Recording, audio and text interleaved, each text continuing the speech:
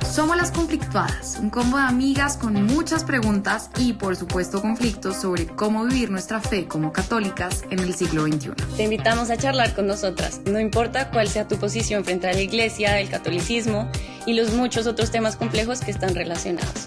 Nuestro propósito es que los conflictos se conviertan en puentes para acercarnos a Dios y no en argumentos para alejarnos de Él. Yo soy María Paula León. Yo soy Daniela Rojas. Yo soy María José Cabra. Y yo soy Andrea Toro. Y queremos que nos acompañes a vivir esos conflictos, porque la verdad, muy maluco estar conflictuadas solas. Bienvenidos y bienvenidas a un capítulo más de Las Conflictuadas.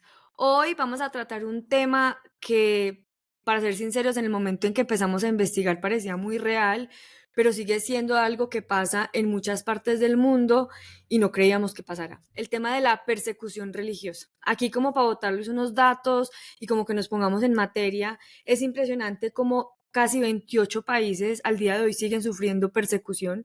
33 países sufren temas de discriminación religiosa y casi 4.900 millones de personas sufren persecución. O sea, es un montón de gente que uno cree que es algo que pasaba en la Biblia ya con los judíos y pues con toda la gente de la Biblia, pero no, está pasando en el día a día y hay muchas personas que están sufriendo por el tema.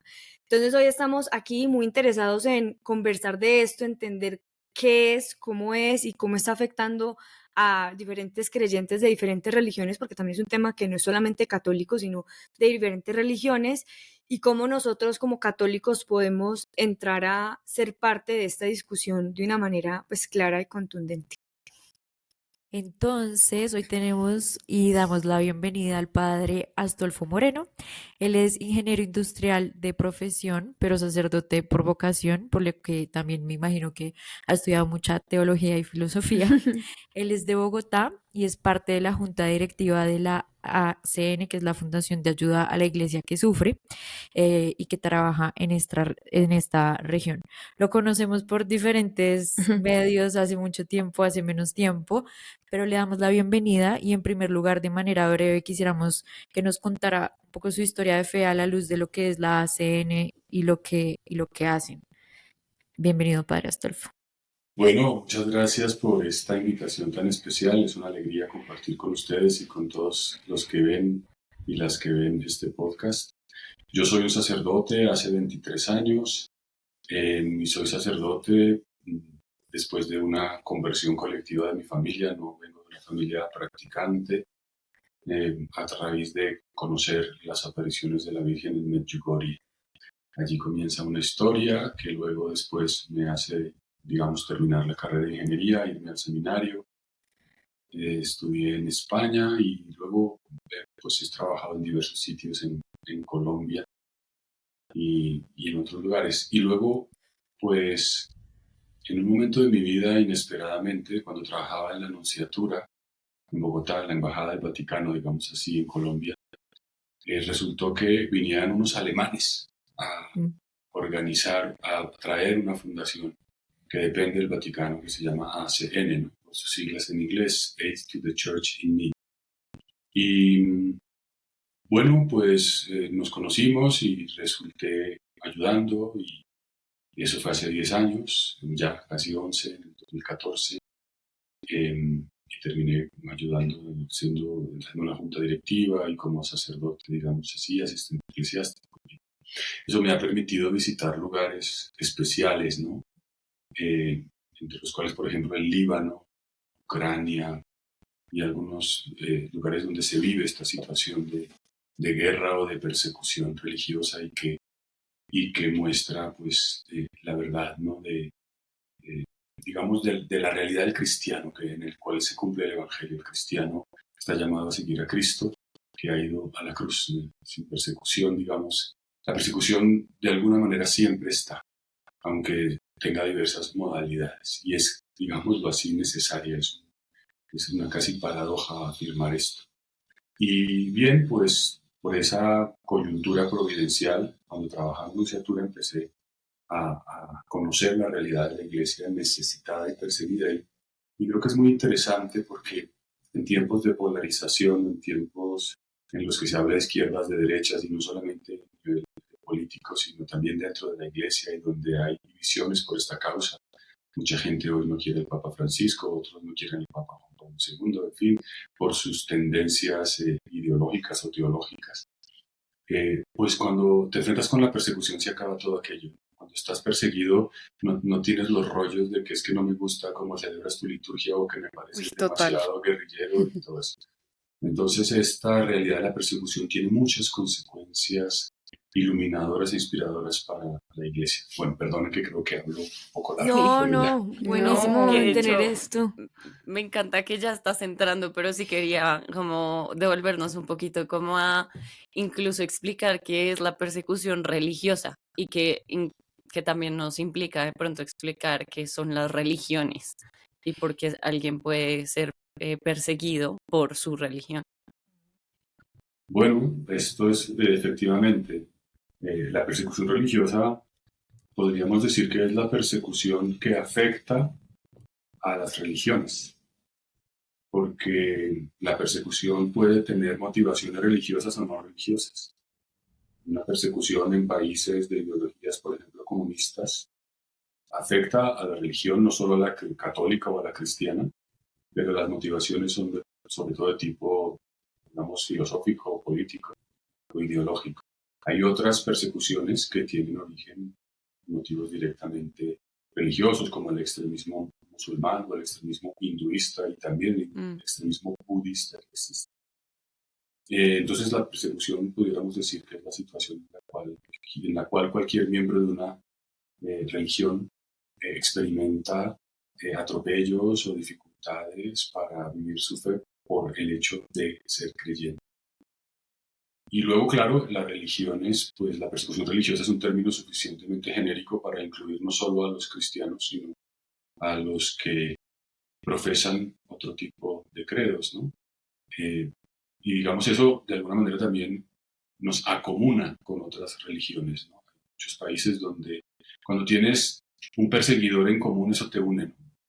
Claro. Experimentamos la misma dificultad frente a un gobernante o frente a una minoría violenta, como puede ser en África, grupos como el Boko Haram, o, también en Oriente Medio. Entonces yo creo que eso se puede decir de la persecución religiosa y naturalmente, bueno, la religión, bueno, eso daría para decir que es una religión, bueno, eso es todo un planteamiento filosófico, pero digamos que es una postura de relación con la divinidad o con la realidad trascendente, porque algunas religiones ni siquiera plantean que haya exactamente una divinidad.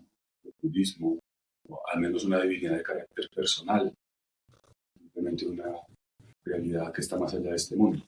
Entonces, bueno, creo que más o menos eso se puede decir de la persecución y de la religión para empezar, digamos.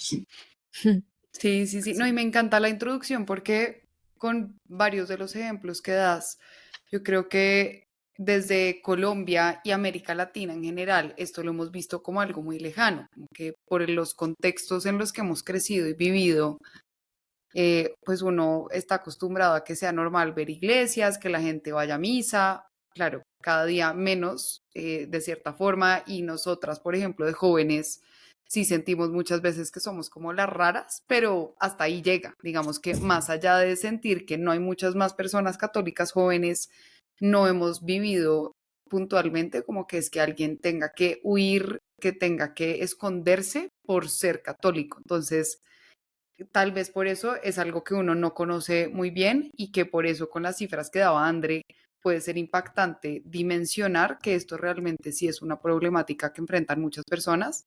Tuve la oportunidad de estar en julio en un programa de formación católico en España y de hecho había un alemán que puede ser que lo conozcas, Martin Kugler, y él se dedica mucho como a, no sé si se dice así el apellido, pero bueno, él se dedica a estudiar la persecución y como discriminación contra católicos.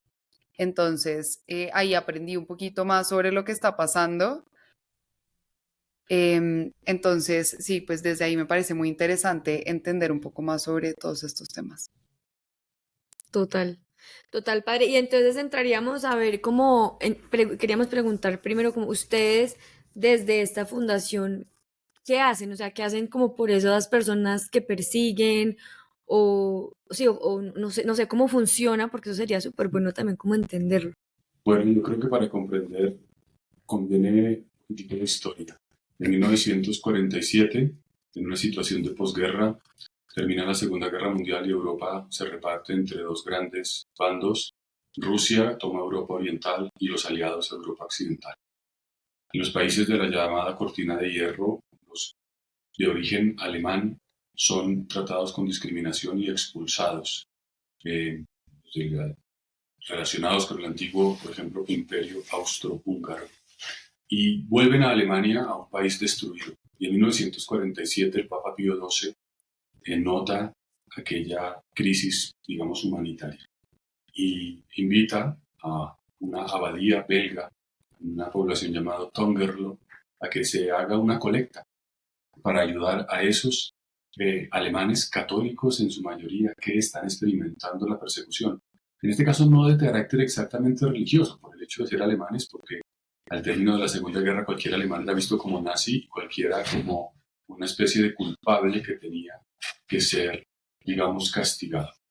Y por esa razón escogen a un sacerdote con un gran carisma, digamos, de predicación y de motivación, el padre Berenfried van Straten, el cual comienza a hacer unas colectas en pueblos.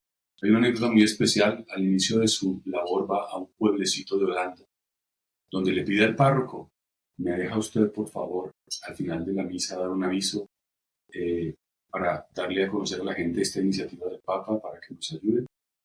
Y el párroco le dice: yo no creo que usted aquí obtenga ningún resultado porque los alemanes invadieron este pueblo y hicieron mucho daño, los nazis. Y él dice: bueno, yo lo hago en nombre de Dios y del mandato que he recibido. Y la sorpresa es que al final de la misa una mujer le dice: yo experimenté que los nazis mataron a mi hijo y a mi esposo, pero yo creo en esto, en el amor cristiano, y le doy un donativo. Y de esta manera también, no solamente en dinero que escaseaba y tenía poco valor, sino en especie, recogía cerdos por las granjas, los encargaba, decía: resérveme este que en 6 meses vuelvo para ayudar a los que estaban padeciendo la necesidad. Y fue llamado por eso el Bacon Priest, o en alemán Speckvater. Y en ese sentido, pues la iniciativa de una colecta puntual para esos alemanes tuvo tal éxito que se prolongó en el tiempo y se convirtió en una organización que perseveró. Y al término de la vida de este sacerdote, en el año 2003, el Papa Benedicto XVI, que siendo alemán conocía muy bien la trayectoria de la fundación, para la transición de la etapa del fundador a la posteridad, decide convertirla en una fundación pontificia. La hace parte de la Santa Sede, le da este carácter, digamos, vinculado a la jerarquía de la Iglesia. Y, digamos, se genera una nueva etapa, una nueva organización con organismos de gobierno corporativo, si se quiere, de gestión, y se abren oficinas en diversos países. Así es como se llega a Colombia años después. Este poco de historia me ayuda a señalar entonces que siempre el origen de esta fundación tiene que ver con la persecución, tiene que ver con el dolor de personas. Ahora, hoy día, ¿cómo funciona? ¿Qué hacemos? La fundación tiene 3 pilares, 3 columnas, que son orar, informar y ayudar. Promovemos la oración y así, por ejemplo, cada año en el mes de noviembre promovemos la semana de oración por la persecución, la llamada Red Week. Buscamos hacer algún signo, que este año, por ejemplo, 2024, fue ampliamente conocido: iluminar de rojo fachadas de monumentos arquitectónicos o eclesiales, que pretende como elevar la conciencia sobre esta necesidad, promover jornadas de oración. También, por ejemplo, 1 millón de niños rezando el rosario, siguiendo un poco aquello de Fátima que dijo la Virgen: si rezan, vendrá la Qué paz. bonito. Bien. No, adelante. ¿Qué quieres? No, Aunque yo, ¿sabes qué impresionante. estaba pensando con todo lo que estabas diciendo? Que, bueno, hace mucho me acuerdo que me leí un libro que se llama El Esbirro, que es también como de la época de la guerra, y hablan mucho de la persecución a los cristianos. Y me acuerdo que era como un peligro los cristianos, o sea, como eran un enemigo público, por eso había como tanta logística y tanto pues sí, como tanto orden en eliminarlos. Y con lo que acabas de mencionar, de pues que también exista toda esta organización detrás, pero con lo que mencionaste al principio, como de que a veces es necesaria la persecución, quiero como que expliques un poquito, porque creo que voy entendiendo que también el hecho de que exista la persecución a veces habla de que esto genuinamente es muy importante, como que estos cristianos súper valientes sigan promulgando la fe incluso en lugares donde es tan complejo.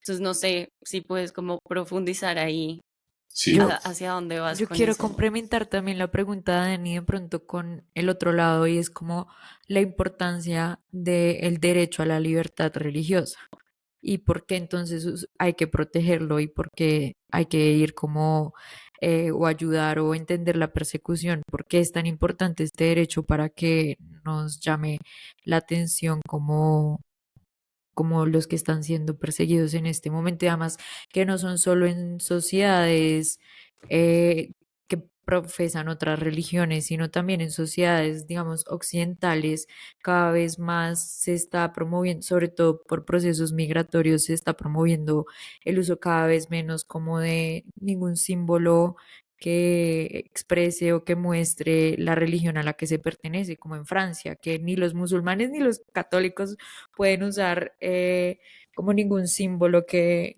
como que denote eso. Entonces, ¿cuál es el derecho que está detrás como de esa protección? bueno, entonces aquí hay 3 puntos y procuraré ser breve, creo que me extiendo un poco. Pero, digamos, solo termino diciendo respecto de lo primero, de cómo funcionamos, que es muy importante, nos definimos como un puente.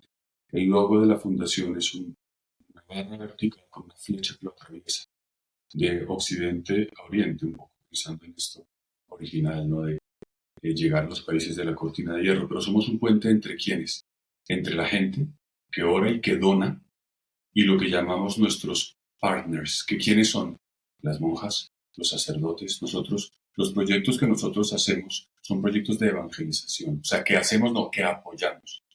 A la fundación en Alemania escriben proyectos, miles, 5.000 al año, llegan, 5.000 peticiones de ayuda, que van desde necesito estipendios de misa, un cura, un obispo que necesita que los curas puedan sobrevivir, entonces se les dan intenciones de misa. Necesito cambiar el carro o comprar un carro para ir a la misión en la selva, necesito reparar el techo de la iglesia, necesito una estación de radio para mi pueblo, todo para la evangelización.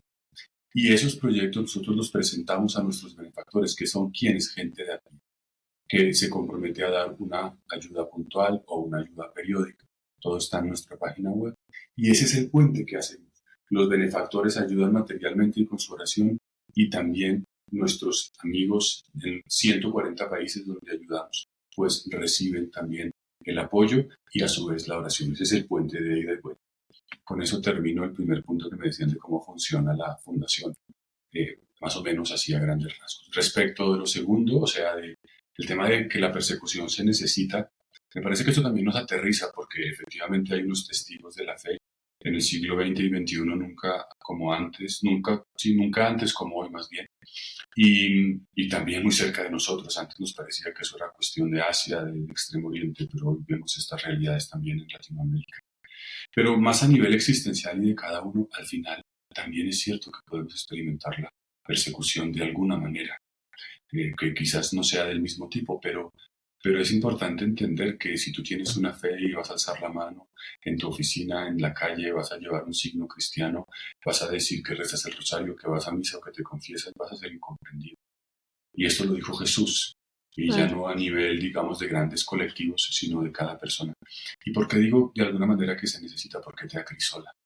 El hecho de experimentar que tienes que dar la cara por Jesús, que tienes que ser incomprendido, que tienes que arriesgarte, te acrisola porque te hace entender si realmente crees o si realmente Jesús es lo primero para ti, porque digamos que podemos vivir un cristianismo un poco teórico, ¿no? Yo soy muy humilde, yo quiero ser no sé cuántos, pero tú solamente eres humilde cuando te humillan.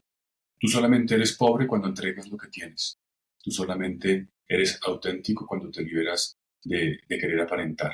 Lo otro son teorías. O sea que esto es como el crisol que nos lleva a vivir un cristianismo de verdad. Y en tercer lugar, pues respecto del derecho a la libertad religiosa, También en la Declaración de los Derechos Humanos está establecido como un derecho fundamental, aunque con el paso de los años en organismos internacionales, Naciones Unidas, etcétera, se quiera un poco sesgar o modificar lo que significa este derecho, pero al final no hay nada más potente que y que haga reconocer la dignidad del ser humano que la capacidad de relacionarse con lo trascendente, con un ser superior, con la divinidad. Es lo que, digamos, manifiesta su más profunda dignidad y por eso es un derecho fundamental. De hecho, una de las tareas que hace también la Fundación cuando decimos orar, ayudar e informar es que publicamos cada 2 años un informe global sobre libertad religiosa. Y también hacemos tareas de advocacy, que es un poco de lobby, si se quiere, ante organismos internacionales para, digamos, dar a conocer esta realidad y defender el derecho a la libertad religiosa. Bueno, yo les puedo contar ahora, si les parece, el caso, por ejemplo, del pakistaní Joseph Jansen, que estuvo hace un par de meses aquí en Bogotá. Le contaba la historia de lo que le sucedió a él y a su familia tremendo ahí en Karachi y cómo esta labor de dar a conocer ante organismos internacionales la situación pues, le salvó la vida a su familia. Una historia preciosa.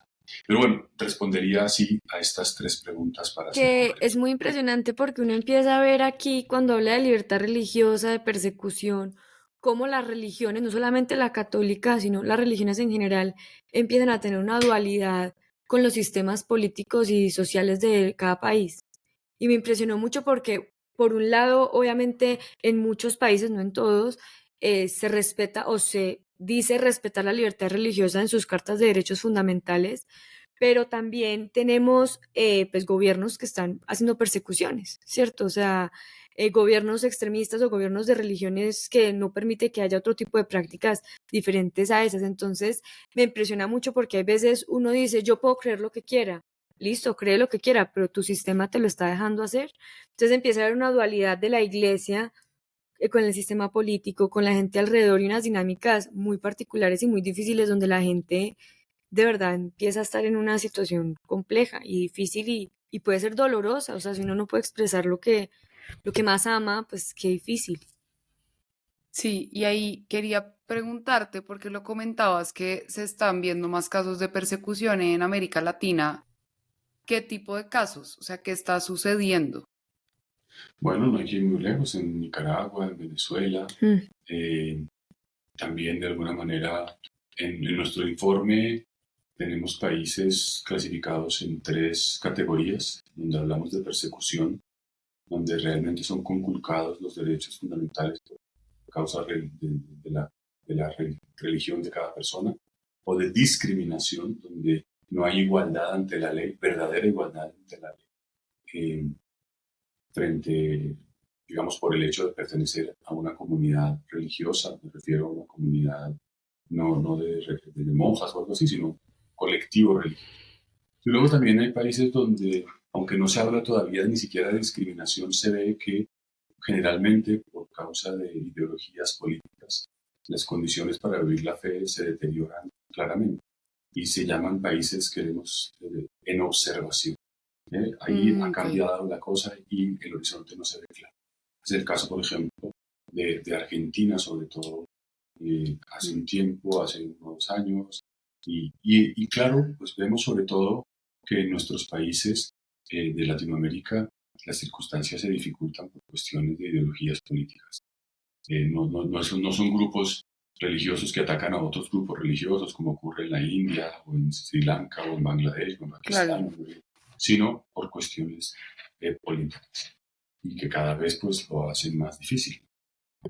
A mí me llama mucho la atención una cosa y es como que uno a veces piensa en pues en el contexto en el que estamos nosotras, como en la evangelización, sí, como que todos estamos llamados a la evangelización, pero yo me la imagino diferente, ¿no? Como en, no, en hablar más comúnmente con mis amigas de Dios, de lo que yo pienso, y no tanto como la relacionada con los primeros cristianos. Y a mí me parece muy loco como pensar en este momento hay católicos viviendo un poco en esas condiciones y uno en su vida normaliza mucho su contexto y se olvida mucho de lo que puede estar pasando. Entonces me parece que clave, claro, la oración, pero esa como ese objetivo que tienen como de información de estas cosas que uno no conoce y no son la primera plana, porque además la Iglesia Católica tiene una historia detrás que a veces no la deja hablar libremente de estos temas porque es tildada como por su historia de una vez y juzgaban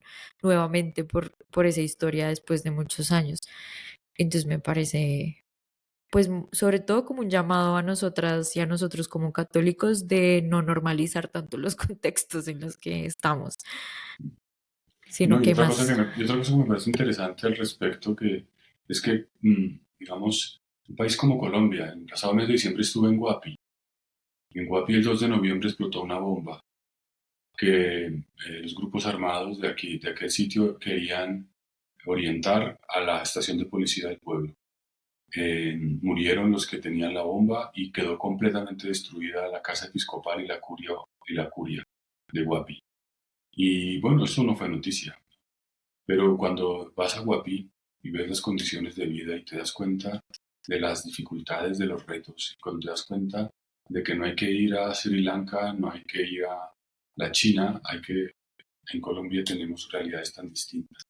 Y me parece que, digamos, interesa no solo no normalizar, y creo que la manera de no normalizar es salir, es ir, es visitar, es conocer, porque es la única manera de, digamos, de confrontar, ¿no? Esto es bien interesante. Sí, sí, sí. Y ahí creo que podría ser interesante también pensar cómo la iglesia, uno, asume parte de su historia en la que ha hecho persecución, porque creo que es algo en lo que nos dan mucho palo como católicos, o sea, personas que son no religiosas y que especialmente tienen como rabia o que tienen como sus opiniones contrarias a la iglesia católica, es uno de los puntos que uno le suelen como poner encima. Y es como, pero es que ustedes también han perseguido las cruzadas, Total. que hay muchas cosas que creo que hay desinformación, que no las hemos entendido del todo bien. Hay otras que claramente sí son ciertas y que la iglesia ha asumido su responsabilidad, pero hoy en día la iglesia, ¿cómo está, por ejemplo, enfrentando o qué hace cuando hay católicos que son los que persiguen? Eso yo no lo sé muy bien cómo se maneja. Esa es una gran pregunta, me parece una cuestión que también hay que mirar. Hay pormenores históricos muy difíciles de valorar y en ocasiones lugares comunes y leyendas negras, ¿no? Como el tema de las cruzadas, etc. Lo cual, pues, interesa mirar, pero yo alguna vez le oí a alguien decir algo que me parecía interesante, ¿no? O sea, la iglesia tiene una misión que es muy concreta y es anunciar a Jesucristo, anunciar eh, el amor de Dios hecho hombre. Y en ocasiones, me parece a mí, la iglesia con un ánimo de servicio también ha acogido otro tipo de tareas. Eh, Esto se lo escuché a alguien que analizaba la situación de Irlanda a propósito de los abusos sexuales que tuvieron lugar allí, un país, pues, Sí. digamos, sumamente católico. Y el análisis que esta persona hacía incluía que la iglesia se ocupó de muchísimas cosas que al final no eran su esencia, digamos, su core, ¿no? Entonces, hacían Sí. hospitales, escuelas, tal, y uno diría, bueno, qué Educación. bueno, educación, pero entonces terminaban haciendo un montón de cosas que no eran lo esencial y que les daban poder. Y cuando menos lo piensas, terminas teniendo una posición en la cual fácilmente quieres imponer, ya no anunciar, ya no proponer, sino imponer. Y en eso creo que tenemos Uy, sí. que tener cuidado. Y creo que las situaciones en las cuales la iglesia haya podido abusar tienen que ver con los momentos en que ha tenido una posición de privilegio o una posición de mayoría. Y bueno, pues, indudablemente esto ha sucedido y creo que también es una lección. Al final, Total. digamos que es la naturaleza humana herida que ya seas católico, musulmán o budista o lo que sea, cuando tienes poder puedes abusar de él. Eso te puede pasar en la familia, te puede pasar en el trabajo, te puede pasar en cualquier circunstancia. No es cuestión simplemente de los jerarcas de tal tiempo o del papa de tal otro. Eso es una cuestión que nos pasa a todos nosotros, nos puede pasar.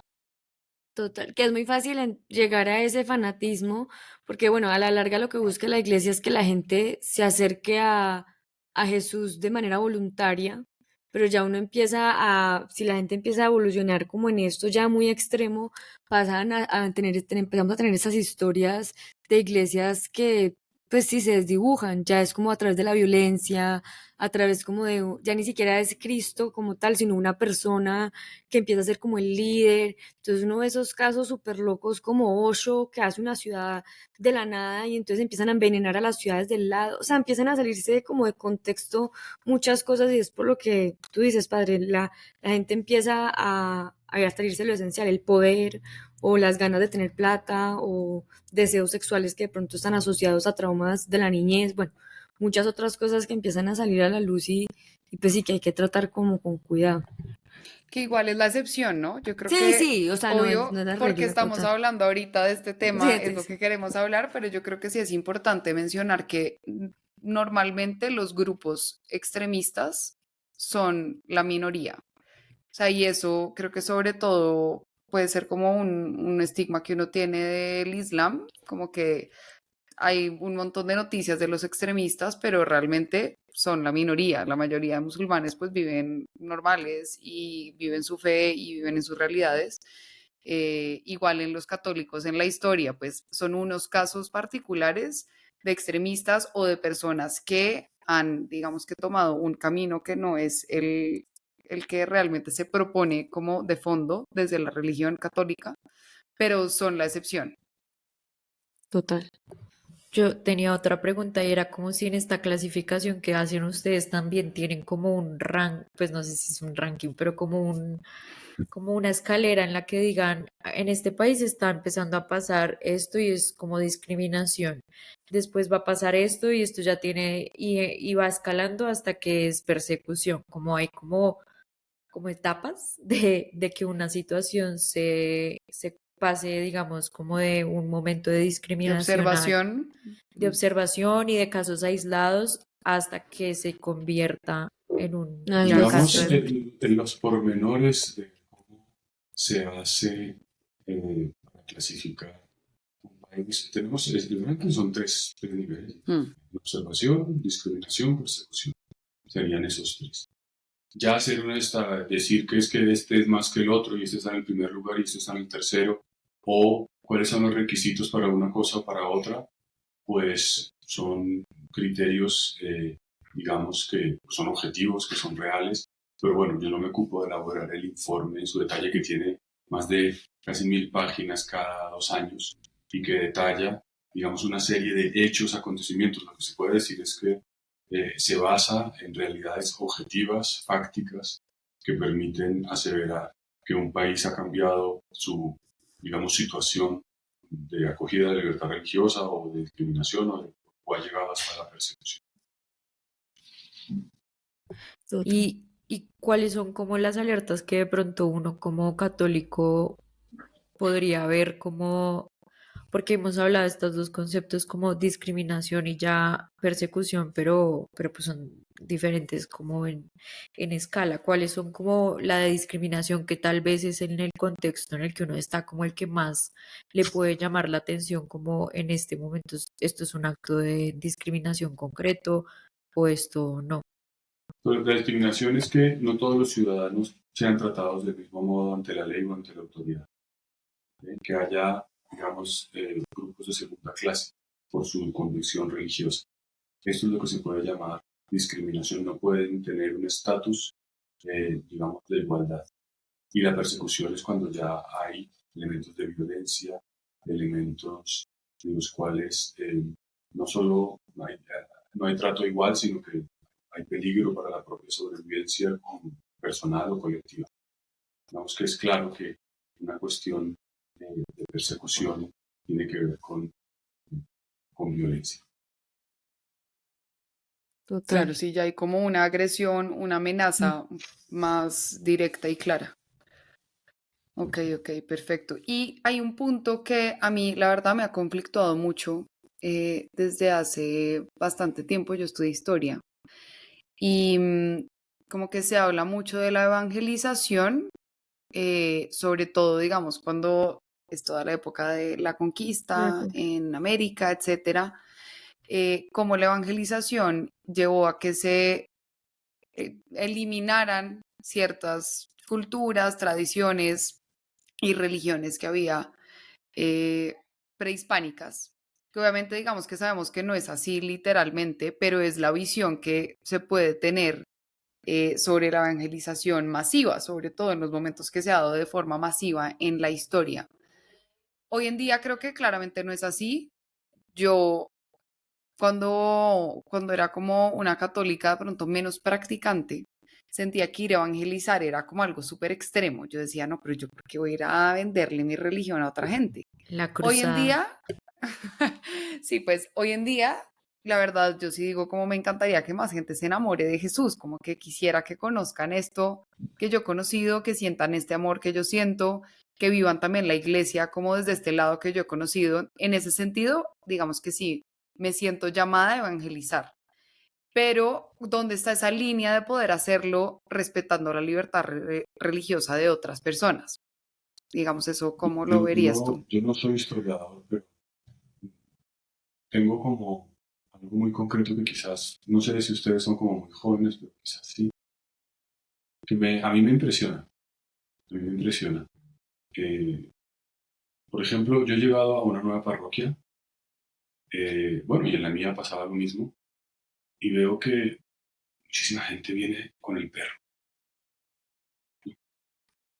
Y el perro, la mascota, el animal, se empieza a volver un ser pues, supremamente central en la vida de la gente. Y aquí yo no quiero entrar como que qué mal que los traigan a misa y que no sé qué, yo quiero es como señalar eso, una sensibilidad distinta. Antes, no sé, un perro estaba mal parado y le dice chite perro. La palabra chite hoy quizás suena, no sé si ustedes la conocieron, cuando yo era pequeño se decía así. Entonces, hoy día, pues no sería como el peor insulto, ¿no? Se habla de maltrato animal. Entonces, y no quiero poner una carga moral a esto, moralista, ¿no? Que mal estamos que hemos llegado a esto. Lo que quiero señalar y evidenciar aquí es que hay unos cambios de sensibilidad Cambios. totales, de expectativas. Entonces, a mí me parece un tremendo anacronismo juzgar el siglo XVI cuando llegaron los conquistadores y los evangelizadores a América y a Asia con criterios de hoy. Entonces venir a exigirles que por qué no respetaron la identidad de los indígenas locales, cuando además había otra serie de cosas. Además hay otra serie de elementos, pues pienso ahora por ejemplo en Hernán Cortés con 3 carabelas y 4 gatos conquistando México.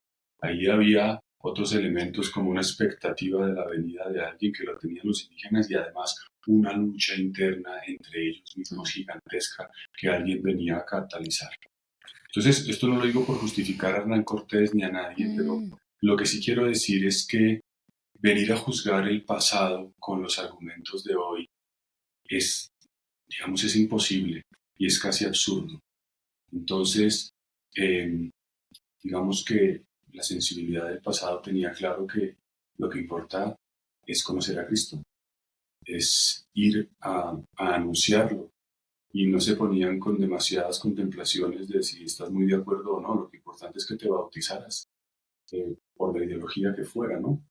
Y esto va cambiando, esto va transformándose, se van tomando conciencia. Yo pienso que cada tiempo es cada tiempo, que tiene cosas mejores y cosas peores. Y lo que me parece importante es no perder de vista digamos, esa perspectiva. No podemos juzgar el pasado con los argumentos de hoy, ni hoy con los argumentos del pasado. Cada tiempo tiene sus características. Ahora, ¿eso significa que no se puede hablar de que hubo o no errores? Seguramente sí, pero parece que a veces se carga demasiado la mano y se aprovecha esto como para que todo lo que la iglesia ha hecho en la historia tiene que ser una culpa. Pues yo voy a Guapi, sin ir muy lejos, y lo poco que hay en Guapi lo hizo la iglesia. Lo hizo la iglesia, El totalmente. hospital, la alcaldía, el colegio, y que entonces que si los franciscanos y no sé qué, pero allá fueron donde los afrodescendientes que nadie miraba y que nadie le interesaba. ¿Y quiénes fueron? Los misioneros. Entonces me puedo quedar con que si un cura abusó en no sé dónde o en Canadá, los indígenas no sé qué, pero yo lo que veo es que es otro, que es lo bueno, tampoco se suele mirar y es muy fácil Completamente. sesgadamente, con con una intencionalidad a afirmar cosas que... Entonces, bueno, pues también el Señor lo dice en el Evangelio, el que tenga oídos que oiga. Es decir, pretender ir a convencer. La historia es de las cosas que me parecen más manipulables. Uno se da cuenta hoy que todo es manipulable, hasta la llamada ciencia y las conclusiones que pueden parecer más académicas y absolutamente cuantitativas. Entonces, pues también tiene que ver un poco con si yo quiero o no quiero acoger un mensaje. Total. Que yo creo que para ir terminando sería muy chévere, padre, escuchar como tu comentario frente a la última bienaventuranza, ya que nuestro último capítulo fue de este tema que habla de la persecución justamente. La voy a volver a leer para que la recordemos. Bienaventurados los que padecen persecución por causa de la justicia, porque de ellos es el reino de los cielos. Como para, pues tú que estás como en todo este contexto, que te ha tocado vivir diferentes situaciones, ¿cómo traerías a la práctica esta bienaventuranza o como qué le dirías a los católicos para vivir esta bienaventuranza o en esta manera en la que Jesús promete esa felicidad?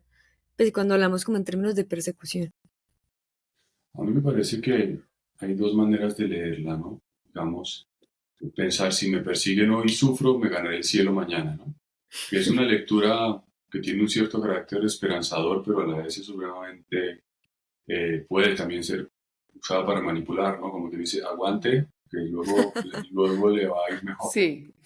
Pero creo que también desde un punto de vista existencial, en el aquí y en el hoy, se entiende porque de ellos es el reino de los cielos, ¿no? Al final Jesús vino a predicar el reino de los cielos. El reino de los cielos es la manera en que se implanta, digamos, el gobierno de Dios, pero no estoy hablando hacia los demás, hacia mí mismo. O sea, cuando yo experimento la persecución, puedo decir que tengo la gracia de saber qué es lo que es realmente importante. Porque me puede parecer terrible la situación de un hermano perseguido, pero puede ser más terrible la mía, la tuya o la mía, esclavizados del dinero, esclavizados del que dirán, esclavizados de los placeres, sin tener claridad de para dónde vamos, de qué decisiones tomar. Cuando tú tienes la persecución, tienes la gracia de optar por Cristo aquí, ahora y para siempre, y por eso tienes el reino de los cielos. Y la persecución por eso también tiene ese valor, porque te aterriza, porque te quita lo que no es fundamental, porque te despeja interiormente el camino y te hace optar verdaderamente por Cristo. Podemos pasar años queriendo salir de un pecado, de una esclavitud, de un rollo afectivo, de una dependencia y no lo logramos. Y cuando viene una situación que nos confronta y nos aterriza, nos permite entrar en la verdad y eso es tener el reino de los cielos.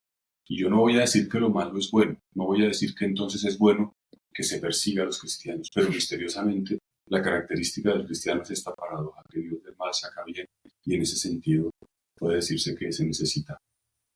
Que de hecho, ahí como ya para una ultimita pregunta que me quedó rondando en la cabeza, porque ahorita pensaba como qué tarea tan difícil de todas formas, ¿no? Como listo, hay lo que mencionabas ya como muy a nivel práctico de que ustedes dan fondos y ayudas para la evangelización y demás, pero qué pasa como en lugares, no sé, como en Corea del Norte o Afganistán con el tema de los talibanes, que son como en unos espacios ya mucha violencia incluso de esta persecución que pues estaba pensando como cómo se hace esta tarea de proteger a estos que están siendo perseguidos de formas tan violentas y complejas. Y con lo que acabas de mencionar, no sé si la forma en la que también apoyan esto, pero en verdad es una pregunta, como cuéntame, pero la forma en la que acompañan esto es más a nivel como del proceso de cómo afrontar la situación o es tratar de sacarlos de esa situación, como es ahí. La segunda pregunta no te la entendí muy bien. Esto de O sea, sacarlos de la situación, ¿qué sí, como quiere? de Sí, pronto no. ayudarlos a salir de ese territorio, En un contexto de darles, persecución, como cuál es el tipo de ayuda que se puede dar. sí, porque si es una persecución así de Bueno, difícil, como de pues violenta hay, con los hay talibanes, algunos por ejemplo. contextos en los que no se puede hacer nada. Digamos que, bueno, eso es un misterio también, ¿no? Nuestra tarea no es salvar a la gente de la persecución. Nuestra tarea es ayudar a la iglesia necesitada y perseguida. Jesús vivió en Belén y misteriosamente murieron los inocentes. Hay persecuciones que están ahí. Y ese es el drama que existe, esto es real, o sea, esto no es, a veces como que frente a un problema queremos alzar la mano, ay, que alguien haga algo y por qué no lo hicieron, como si siempre hubiera un responsable, hubiera una instancia a la cual tocar y que tendría que venir a actuar. Hay circunstancias en que no hay nadie, no hay nadie. En Nigeria, cuando llega Boko Haram a una aldea de campesinos y arrasa con todos, no hay nadie. Entonces, generalmente, pues, ayudamos para poder recuperar, restaurar en situaciones de persecución extrema como en el medio, con ayudas también humanitarias, de alimentos, de arriendo, pago de servicios públicos.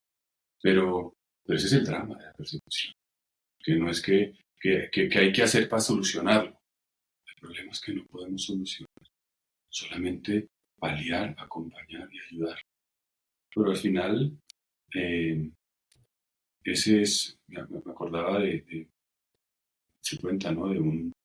de un soldado alemán, ¿no? En el campo de concentración, que se sentía completamente impotente, ¿no? ¿Yo qué hago con esta matanza de judíos? Saco mi arma y mato a 3 nazis y también me van a matar a mí. Grito, los mato a todos, y dice que sintió en su corazón, pues entra más bien a la cámara de gas con ellos. Es decir, muchas veces el dolor, la persecución, no se pueden arreglar, pero lo que ha hecho Cristo es ir a la cruz por nuestro dolor, para sanarnos de nuestro dolor. El amor más grande es acompañar y unirse al dolor del otro. Y esto pues que muchas veces queremos dar ayudas y dar apoyos, pero solucionar el dolor no lo podemos hacer.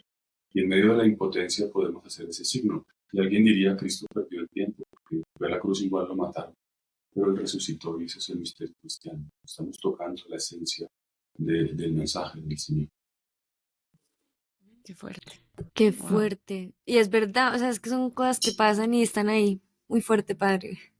Muy fuerte. ¿Cómo hace usted Así para es. ir allá a esos pueblos? Y, o sea, debe ser muy duro. El padre también de llegar muy cargado porque uno ve cosas que uno ni sabe qué Bueno, hacer, pues si ¿no? yo fuera El Salvador y tuviera la responsabilidad de arreglarles la vida, pues quizás llegaría muy deprimido, pero yo creo que llego más fortalecido. Bueno, eso es Cuando ves verdad. cómo ellos viven la fe y cómo siguen Uy, adelante, total. pues cuando llegas aquí dices, yo soy una especie de cretino que no hago más que quejarme de tonterías. Porque no hay agua caliente, Pero sí, eso es muy básicamente. cierto. Yo creo que cuando uno ve realidades así de duras, de complejas, para mí es como una reafirmación de que Dios existe. O sea, uno ve Mm. personas que han pasado por situaciones muy duras y que tienen una fe espectacular, que tienen felicidad en su corazón, que tienen esperanza, y eso es como Dios hablando, como en verdad sí estoy aquí y yo me encargo. Es que es eso lo que dice el Padre. Creo que también en contextos tan complejos hay que entender que casi nada está en las manos de uno, y lo poco, pues nada, uno intenta hacerlo como desde la misericordia, desde los valores católicos, desde las bienaventuranzas que hablamos en el capítulo anterior, pero sí, también dejar que Dios haga lo que tiene que hacer, y que es casi todo. Bueno, padre, muchas gracias. No sé si antes de irnos quiera compartir las redes y la página de la fundación en donde podamos como ver todo lo que hacen e informarnos pues de todo el trabajo que hacen para que nuestros oyentes también tengan acceso a eso. Igual lo dejamos en la descripción del capítulo, pero no sé si no las quiera dar Sí, claro, muchas gracias. Pues para nuestra página buscarlos. web, donde se pueden enterar de las actividades, de los proyectos, de las iniciativas, de lo que pasa en Colombia y en el mundo, es acncolombia.org. acncolombia.org, y por supuesto también estamos en las redes sociales, en Instagram, en YouTube, en X, en las diversas plataformas. Y en Instagram, por ejemplo, nos llamamos @acn_co. Entonces, pues poniendo ACN Colombia en el navegador, llegan a la página web que también los lleva a las redes sociales. Muchas gracias por permitirme darla a conocer, y los animo a que la visiten. Pienso que hay mucho material que nos abre un mundo nuevo, ¿no? Yo debo decir finalmente que yo soy un cura de parroquia de Bogotá, de una ciudad, digamos, en un contexto bien limitado, Y cuando tú te abres a esa otra iglesia, que quizás, porque tú puedes pensar que la iglesia son los 3 grupos de oración que conoces, las 3 o 4 cositas que visitas, allí donde vas. Cuando vas a la selva del Amazonas, me acuerdo, estuve en el Yurimaguas peruano, cruzando los ríos y ves un obispo que se está dejando la vida en medio de los... Cuando vas a este sitio, ¿no? Digo, no hay que ir al extremo oriente, ¿no? En el país, ves a los hermanos afrodescendientes de Guapi dejándose la vida a los sacerdotes. Te das cuenta que la iglesia es más grande que las 3 o 4 cosas que conozco. Al menos me pasó a mí siendo sacerdote. Y esto te abre un horizonte que te ayuda a liberarte también de, digamos, de pequeñas mezquindades o de pequeños prejuicios, que este grupo me gusta, que este otro no me parece. Cuando tú encuentras a la gente que se está dejando la vida, si tú eres de derecha, dejas de juzgar a la izquierda y entiendes que también la pobreza tiene una reivindicación justificada. Y cuando eres de izquierda, dejas de juzgar a la derecha pensando que es demasiado recalcitrante y anticuado. Y te das cuenta que el centro es Jesucristo y que tantas cosas humanas hay que pasarlas y no quedarse como en esas miradas tan limitadas y tan pobres, ¿no? Eso creo que también aporta el contemplar la iglesia misionera, la iglesia no solo, fíjense que la de nuestra congregación se llama, en español le llamamos la iglesia que sufre, que hace referencia a la persecución. En inglés, que es el branding, digamos, global, se llama Aid to the Church in Need. Ayuda a la iglesia necesitada, que es la iglesia que necesita ayuda, oración, que es la iglesia, como decía San Pablo, que está golpeada pero no derribada, maltratada pero no abandonada, que siempre va llevando sobre sí los sufrimientos de Jesús, ¿no? Para que se vea que la gloria de Dios está detrás, ¿no? Y esa es la iglesia, realmente, esa otra iglesia que es muy desconocida para muchos. Pues nada, Padre Astolfo, qué mejor conclusión para este capítulo que todo lo que acaba de decir. Yo creo que esto es, como decía Majo, un shot de realidad, digamos, para todas nosotras y todos los que seguramente nos están oyendo. Y también creo que se conecta mucho con un mensaje del Papa Francisco y es que él quiere una iglesia en salida. O sea, no esperemos a que nos llegue el necesitado. La iglesia ya está necesitada y ya está toda la información y ya están pasando todas estas cosas. Entonces creo que también es como un llamado de responsabilidad a nosotros de ir a buscar esa información, de ir a donde está esa iglesia necesitada y no esperar solo a que nos llegue un poco a la puerta de la casa o el que pide una limosna en el semáforo o el que también es la iglesia necesitada, pero hay mucho más y podemos hacer mucho más. Entonces espero que este capítulo sirva para por lo menos los 3 objetivos que tienen ustedes, que es oración, que nos unamos en oración por todas estas personas, por información, que esto sirva de difusión y que los que oigan este capítulo pues contribuyan a esa difusión y de acción al final un poco salir de nuestra comodidad e ir a buscar a Jesús en esas personas que tanto nos necesitan. Entonces, muchas gracias a usted. Nos vemos en un próximo capítulo con los que nos están viendo y oyendo y porque siempre es muy maluco estar conflictuadas solas.